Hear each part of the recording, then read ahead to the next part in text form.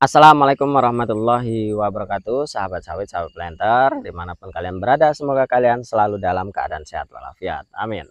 Teman-teman, kita ini sebagai petani kecil terkadang ya ingin sekali dan menggebu-gebu ingin menanam kelapa sawit kita dan berharap kita ini benar-benar sukses menjadi petani sawit dan mendapatkan kehidupan yang layak dari perkebun kelapa sawit.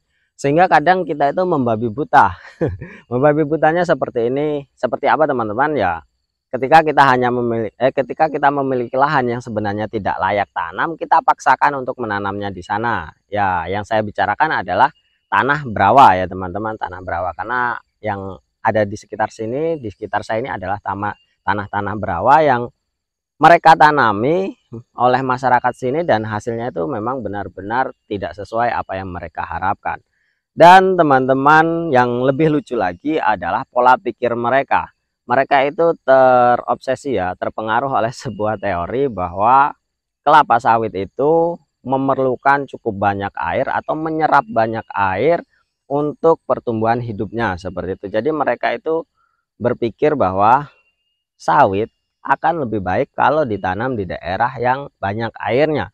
Dan yang lucu lagi, mitos yang beredar bahwa ketika mereka itu menanam sawit atau ketika kita menanam sawit di daerah yang rawa atau berair, maka rawa tersebut akan kemungkinan bisa kering karena terhisap oleh pokok kelapa sawit yang kita tanam seperti itu. Dan banyak sekali hal-hal yang dihubungkan ketika ada suatu daerah kekeringan dan sumur-sumur mereka itu cepat kering, itu dihubungkan karena banyak sekali perkebunan kelapa sawit yang sudah berkembang di daerah itu. Nah, itulah beberapa pola pikir dari masyarakat yang sebenarnya ya tidak sepenuhnya benar.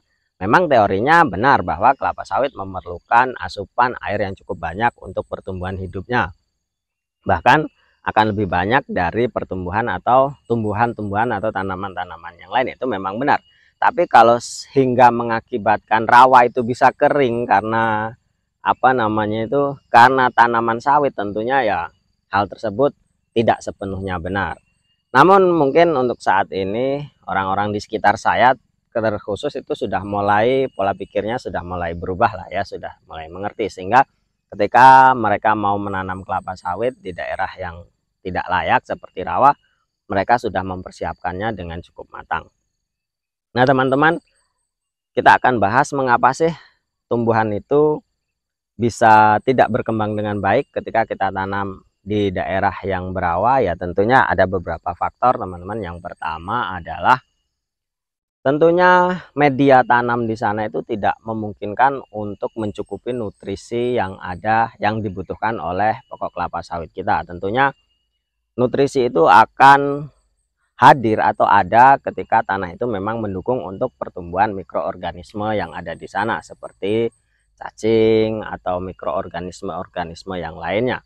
Yang kedua, teman-teman, pertumbuhan akar itu tidak akan berkembang secara maksimal karena potensi pembusukan, karena air atau kelembapan di sana itu begitu tinggi. Dan tentunya dengan akar yang tidak sehat, dan pasti dapat kita simpulkan akar tersebut tidak akan bisa menyerap dari nutrisi-nutrisi yang ada di sana. Itu faktor yang kedua. Dan faktor yang ketiga, tentunya dengan banyaknya air maka akan juga banyak hama di sana. Dan ketika sudah banyak hama, tentu kita tidak akan bisa dengan mudah mengatasinya karena lokasi atau kondisi lingkungan itu tidak memungkinkan kita untuk melakukan pencegahan dan pengobatan. Itu faktor yang ketiga.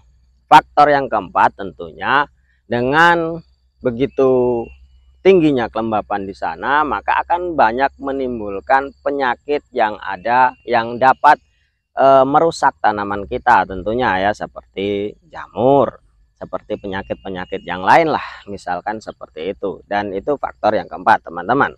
Dan faktor yang kelima adalah kesulitan kita untuk melakukan asupan nutrisi buatan atau pemupukan seperti itu. Ketika tanah di sekitar itu lembab, bagaimana cara kita untuk memupuknya?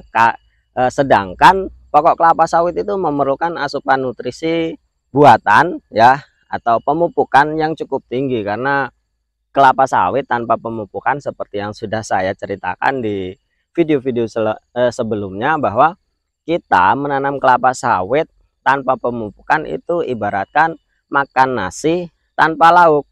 Ya memang bisa berbuah, namun tidak puas. Ya memang bisa kenyang kita makan nasi tanpa lauk ya, tapi ya tidak puas dan tidak maksimal. Tentu nutrisi yang kita dapatkan juga tidak maksimal. Nah itu faktor yang kelima, sehingga faktor itu sangat penting teman-teman, karena sawit sudah diceritakan itu tadi memang memerlukan nutrisi yang cukup banyak. Dan ketika kita memaksakan untuk melakukan pemupukan di sana, tentu faktor kehilangan itu akan jauh lebih besar. Ya misalnya ketika kita memupuk urea di daerah yang lembab, atau bahkan airnya itu bisa sewaktu-waktu mengalir, atau memang ya ketika turun hujan, atau memang ketika ada gerimis dikit airnya mengenang, dan tentunya itu faktor kehilangannya juga cukup besar. Apalagi kalau daerahnya itu memang terus tergenang oleh air, ketika kita melakukan pemupukan ya langsung otomatis pupuk itu akan hilang dan tidak bisa terserap secara maksimal oleh oleh akar tumbuhan kelapa sawit. Karena sebenarnya teori dasarnya seperti ini teman-teman, partikel pupuk itu harus benar-benar terkena dengan partikel tanah sehingga mereka itu bisa terkonsentrasi untuk diserap oleh akar kelapa sawit. Ketika di sana memang tidak ada tanah yang mendukung untuk melakukan penyerapan, ya tentunya akan sia-sia seperti itu. Jadi teman-teman, itulah beberapa faktor yang menyebabkan kenapa tumbuhan kelapa sawit kita atau tanaman kelapa sawit kita itu tidak bisa tumbuh secara maksimal di daerah yang berawa. Jadi saran saya teman-teman, ketika kita memiliki lahan yang berawa, yang pertama lakukanlah persiapan yang cukup matang. Misalkan ya kita membuat paret yang cukup dalam. Ketika paret itu tidak terlalu dalam dan masih potensi untuk kebanjiran, ya tentunya itu juga masih sedikit, ya agak sedikit kurang maksimal lah seperti itu. Jadi kalau bisa buatlah paret yang cukup dalam dan timbun di areal piringan kelapa sawit itu minimal 3 meter persegi lah seperti itu. Jadi ketika kita memang akan melakukan pemupukan, ada media tanah di sana yang cukup kering seperti itu. Terus buatlah aliran itu saling terhubung teman-teman. Jangan kalian hanya hanya membuat satu aliran kolam di sana terus di sana. Nah nanti airnya juga akan potensi meluap. Jadi buatlah aliran itu secara terhubung satu sama lain, atau kanal-kanalnya itu memang benar-benar ketika air hujan itu cukup banyak, air itu bisa mengalir ke siring atau ke sungai seperti itu. Jadi memang piringan kelapa sawit itu benar-benar terjaga dari banjir lah seperti itu kira-kira. Nah itu hal yang harus kita lakukan. Jangan kalian hanya mencumpuk-cumpuk sedikit tanah supaya minimal bisa ditanami seperti itu saja teman-teman. Karena apa? Piringan kelapa sawit itu kan semakin besar akan semakin luas, dan tentunya ketika kita sudah menanam dengan cara yang salah, nanti hasilnya juga akan salah. Banyak sekali di daerah saya ini contoh-contoh, tentunya bahkan sawit mereka itu tidak berbuah. Ada yang benar-benar tidak berbuah hingga sawit itu beranjak umur dewasa sampai 7 tahun tidak berbuah, daunnya memang kuning-kuning. Ya memang sawit itu memang kekurangan nutrisi, karena memang minimal pemupukan yang kita lakukan itu sangat minimal sekali, dan mungkin sangat nol atau tidak pernah dipupuk seperti itu. Jadi teman-teman, kalau menurut saya persiapkan terlebih dahulu lahan tersebut sehingga bisa layak tanam. Atau yang kedua teman-teman, lebih baik kalian urungkan saja niat kalian untuk menanam di lahan yang rawa-rawa tersebut, karena menurut saya teman-teman ya, kalau kita tidak memiliki modal untuk membuat lahan itu layak tanam, tentunya kita akan mengalami kerugian. Ya pastinya rugi waktu, rugi tenaga, dan rugi biaya, serta rugi emosi. Nah itu teman-teman, saran saya lebih baik kalian bersabar terlebih dahulu, pikirkan dengan matang, jangan tergesa-gesa ya, karena kita ini hanya petani kecil.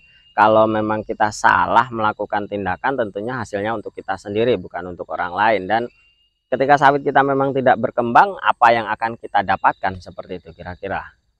Nah mungkin bisa dijadikan pembelajaran bersama ya teman-teman. Dan hanya itu, mohon maaf bila apa yang saya sampaikan ini ya tidak sesuai dengan apa yang kalian pikirkan.